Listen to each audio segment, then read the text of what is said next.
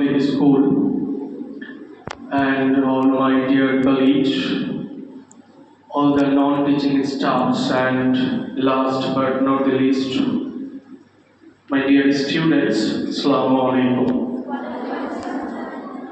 So as you know, it's Tuesday, so usually it's a day for giving a kind of motivation to all of you. So today I shall tell you something about that how hard work can beat talent. এর মানে হচ্ছে কিভাবে hard work ট্যালেন্টকেও পরাজিত করতে পারে। আমাদের জীবনে আমরা প্রত্যেকেই জন্মগতভাবে একটা নির্দিষ্ট আইকিউ নিয়ে আমরা জন্মগ্রহণ করি এবং প্রত্যেকটা ফিল্ডেই in each and every field we have a specific ability এবং আমাদের মধ্যে এরকম মিসকনসেপশন থাকে, if you are not talented then you can't do anything. But I want to tell you that if you work hard with consistency মানে ধারাবাহিকতার সাথে, তাহলে পৃথিবীর যে কোনো কাজ পসিবল। কথাটা শুনতে অনেক সময় মনে হয় যে এটা হাস্যকর, সে সব কিছুই পসিবল হয় না। তবে যে লক্ষ্যে আমরা এগোবো, একটা বিশেষ লক্ষ্যকে মাথায় রেখে তার জন্য কনসিস্টেন্টলি কিন্তু আমাদের কাজ করে যেতে হবে। আমি একটা এক্সাম্পল, বেশ কিছু এক্সাম্পল দেব। I think you all have heard of Thomas Edison, the man who literally invented the bulb. তো এখানে একটা আছে, ফ্যাক্টস রয়েছে যে এডিসন বাল্ব ফাইনালি ইনভেন্ট করার আগে, before he invented the bulb, he tried almost 1000 Times. 1000 বার তিনি ট্রাই করেছিলেন। জাস্ট ফিল করো যে 1000 বার, প্রত্যেকবার তিনি এইরকম ফিল করেছিলেন যে আই শুড গিভ আপ, আমাকে ছেড়ে দেওয়া উচিত, হাল ছেড়ে দেওয়া উচিত।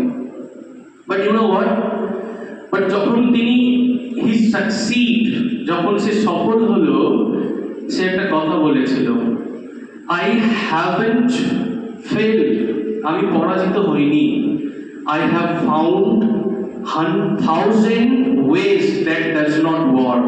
মানে আমি 1000টা ওয়ে আমি শিক্ষা পেয়েছি যেগুলো অ্যাকচুয়ালি কাজ করে না। মানে হি লার্ন সামথিং ফ্রম দেয়ার। তো আমি যেটা বলতে চাইছি যে 1000 বার একটা জিনিস নিয়ে যখন বারবার তিনি কনসিস্টেন্টলি ওটাকে করে নিয়েছেন, এটা হচ্ছে হার্ড ওয়ার্কের একটা বড় এক্সাম্পল। এছাড়াও পৃথিবীতে অগণিত এরকম এক্সাম্পলস রয়েছে যাদের মধ্যে literally they had very little talent, অনেক কম ট্যালেন্ট ছিল, but they succeed, they excel in their field. আমি একটা অ্যাথলেটিক কথা বলি, দুটো অ্যাথলেটিক বর্তমানে footballer, Cristiano Ronaldo and Lionel Messi. তো পুরো ওয়ার্ল্ডে এটা করা হয় যে Lionel Messi is more talented than Ronaldo. But you know what? Ronaldo is still 39 years old. But if you look at him, he looks like 20 years old. The way he works hard.